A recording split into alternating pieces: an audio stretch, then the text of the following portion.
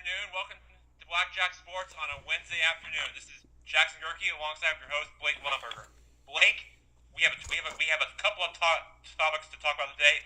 Let's get right to it. Let's do it. First, we want to talk about a very legend broadcaster, Brent Musburger, stepping down from the network of ESPN on his final broadcast last night, as he's stepping down and retiring after a long-time broadcaster from CBS to ABC and ESPN for centuries. Blake, what is your?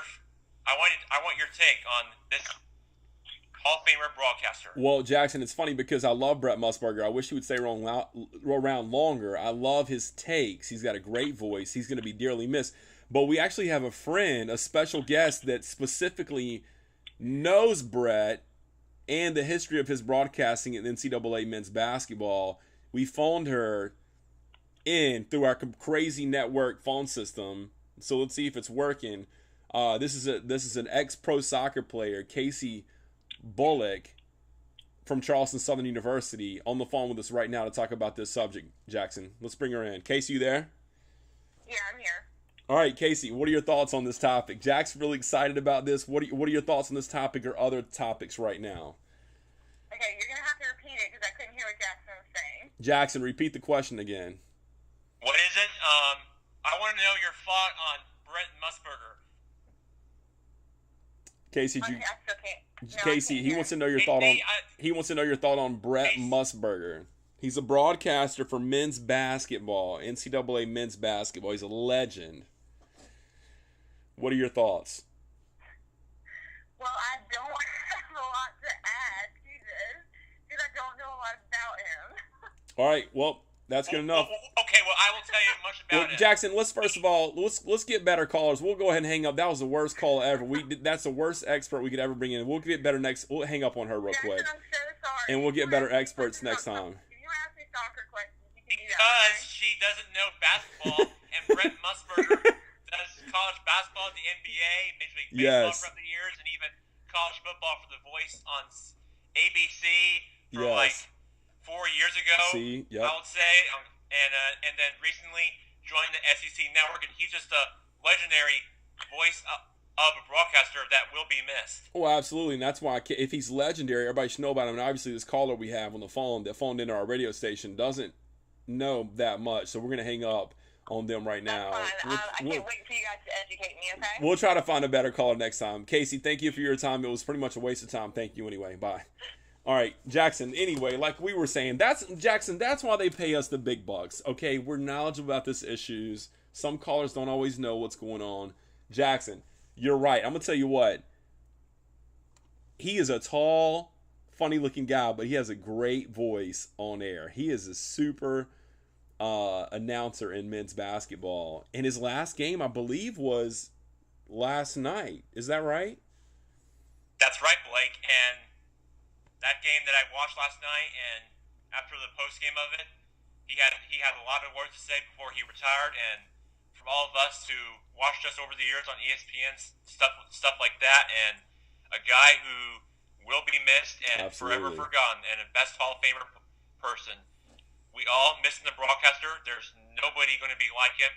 But I will tell you, I'm sure you heard before.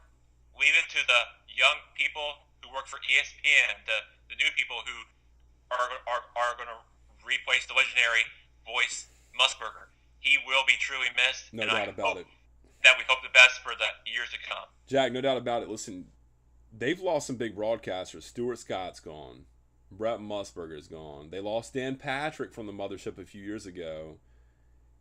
I hope they continue to replace them with people like that. Jackson, I'm not as big of a fan on them replacing them with former athletes. Sometimes they're great and they work out. Troy Aikman has been incredible. Ray Lewis was great. Some of these other announcers, I'm not so sure if they're fit to fill those shoes. We will see, Jackson. Only time will tell. Tomorrow you take off. Wheels are up, Jack, tomorrow, and you are headed to Texas. Tell us a little bit about your trip. I am, Blake. So we're going to be getting up tomorrow morning, and then we're going to be packing our bags and getting on ready to head on out to Houston. As I arrive there tomorrow afternoon, I believe, in Central Time. So we're going to head over there and be ready to pack our bags to get ready for this fun trip and meet all with people, and then meet with my brother who's flying in from Indiana to go Boilermakers. meet us at the airport in Houston, and then we'll meet him there, and then we'll be all together with some part of our family, not all of it, but one of our siblings going to meet us there, and then we'll be at the hotel just doing some fun stuff together while we're there and during our stay, and then after that, I'm not sure if I'm going to be able to go to the Super Bowl on Sunday, but there will be some fun festivities and fun activities to do while I'm there, especially when I'm at the radio row when I arrive there. As I told you 2 days ago, that I will be wearing, as you told me, the Blackjack Sports t-shirt. Yes. While over there to let me know that I work for Blackjack Sports, and I know you remind me of that, and I will definitely do that. I love it, Jack. Maybe like a name badge or something as well. The hoodie, the shirt, maybe like a name badge. Jack, that's awesome, man. You're gonna be in the trenches for us this weekend. I'm hoping, Jack, if you find a good spot to broadcast from, we can maybe throw something on air real quick for all of our fans, so let our fans see an insight, and nothing else, take some pictures and we'll post them on the Facebook and the Twitter page as well. Jackson, with a couple of minutes left, let's go ahead and get into it, man. So anyway, Blake, I want to get go off ahead. to where I want to talk about just real quick, and I want to talk about your thoughts today on National Signing Day, as we got some very good classes coming from the SEC, who's very dominant. You've got Alabama, who is coming back with their number one class recruiting well with Nick Saban. Okay. And I'm seeing pretty much that, and I'm seeing Ole Miss trying to be the team of the future, and then Tennessee is not going to be a good team than they used to be in the past because you lost Josh Dobbs and a bunch of pieces missing in that football team. They weren't good with Florida Josh Dobbs. Just a little bit going to be pretty good on recruiting, but not as good as you think. But Georgia is a team that I'm watching out for because they're likely to be favored in their best class recruiting class since 2012 when they last were SEC East Championship. Whoa. Chip game, and then Georgia, I think, should be very well and dominant this season because they got the very best recruiting class overall in their division. No, they didn't only get the top. You're right, but to take it a step further, they got the top recruiting class in the whole nation. How about that, Jack? We got Georgia coming in top. Yeah. They overtook Alabama. Michigan's coming in at third. Ohio State. There you go. I'm gonna tell you what, Jack. Michigan, Ohio State. You're talking about some Bulldog rivals. That's going to be a rivalry for many years to come, and I'm glad it is. That needed to come back. LSU still got a strong recruiting class at 6. Florida State, Auburn, round out the top 10 is Maryland, surprisingly, with a top 10 recruiting class. Jackson, keep your eyes on Maryland with a top 10 recruiting class. I'd be interested to see if some recruiting violations may or may not come out of that. That just doesn't seem like a normal team that in the ACC that would have a top 10 recruiting class, especially when you've got teams like Virginia Tech in there. So we'll see what happens. Yeah, you have some. Yeah, you also want to keep in mind that you have some teams like in the SEC, such as Kentucky, who is going to get better each year after year. And then I think that football team is a team to watch out for. And I think Vanderbilt is easily making some progress after making some smart moves from the recruiting trails and for that football team. And yes, as you mentioned, surprise teams like Maryland, Virginia Tech. I'll be surprised if they play well this season, as they're dominant for their season when there comes this fall.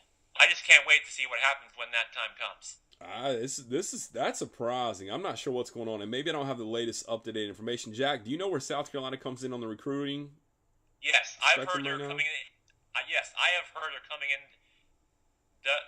the recruiting area of number 19.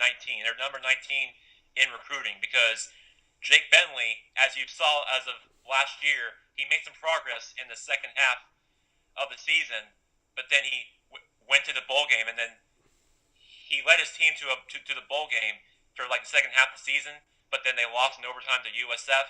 I think that team is definitely going to be much better, and I think what I'm hearing is they're going to bring a bunch of offensive weapons and bring more players to that football team. That team is definitely going to be looking good after year on the Muschamp squad. Yeah, you're right, Jack. I'm still trying to find the. I think might have misspoke with the recruiting classes. I'm trying to find another page to show me exactly what we're looking at. But you're right, Jack. South Carolina's got a lot to look forward to. I don't think they're ready yet to break into the SEC championship running, especially with Georgia having a top 3 recruiting class.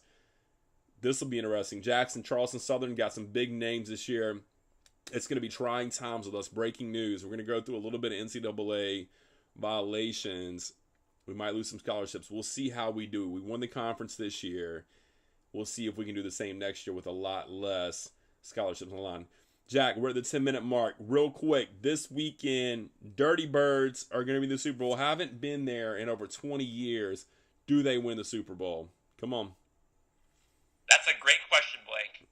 Here's how it's going to play out. Get ready, because it's going to be a heavyweight chess match, and it's going to be going back and forth from each side of the ball. Now, I will tell you, Blake, this is going to be one heck of a game than Washington last year's Super Bowl, because I'm sure you remember last year's Super Bowl, that the game was not even close. Well, this year, it's going to be a much exciting Super Bowl to watch, because you got two sides and two teams who have very offensive powers for one of the AFC and the NFC. I think this year is going to be a heck of a game to watch. I don't think Atlanta will be able to get will be able to bring back the Super Bowl, but the upside of the team, and the best of luck to them. But I will say it is going to be close. But good thing is that Atlanta got the Super Bowl. It will not happen. But that's what I got. That's why New England's going to win by only a field goal, just like it would in that Wait, game. who is? That's what I have predicting. Who's going to win? New England by 1 point. Yeah, Jack. I mean, it's so hard to go against Brady. I hear you, because it's so hard to go against Brady and Belichick. Yes. That's a tough matchup right there. Jackson, it's a dynamic duo. They're both getting up there in age for their positions. Brady said he's got 10 years left. I don't think so. His biological clock's going to start ticking real soon. Jackson, about that. Atlanta's been down there too long. Atlanta's been in Houston. They've been in Texas soaking it up. They haven't been in so long that they're caught up in the fanfare, which they should be. But I think that's going to hurt them in the game. New England without Gronk wins it, but it's going to be closer because they don't have Gronk. Jackson, you're right. They win it by a field goal. It's been great broadcasting. Jackson, have a great, safe trip to sunny Texas. Enjoy your trip. Thanks, Blake. I will talk to you when I'm there, and you have a good day. See you, Jack. Bye.